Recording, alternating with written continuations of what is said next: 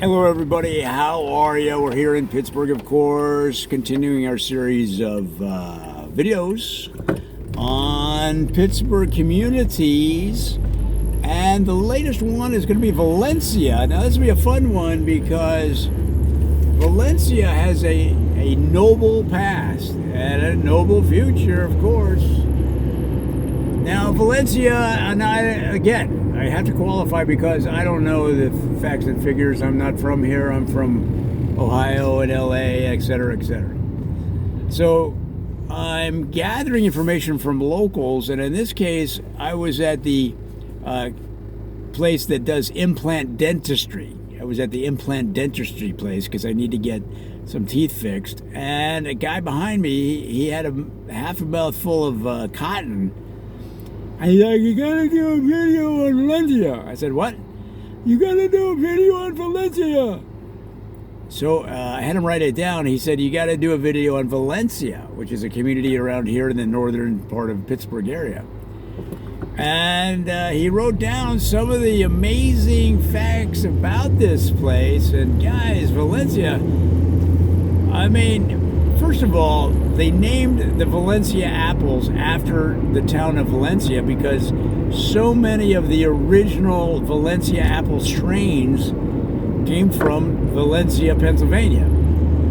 Now, what you know of as the Valencia apple today is primarily grown in Washington and Oregon. But the original Valencia apple's brand and strain, breed, you might say, came from Valencia, Pennsylvania, right here in the area. I mean, I was amazed.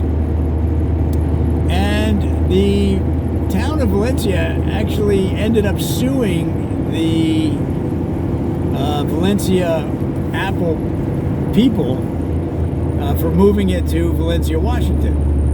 And it's a famous case in branding law. If you go to law school, they'll teach you about the Valencia apple case.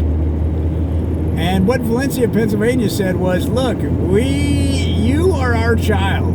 You grew up here, and we called you Valencia because that was the name of the town.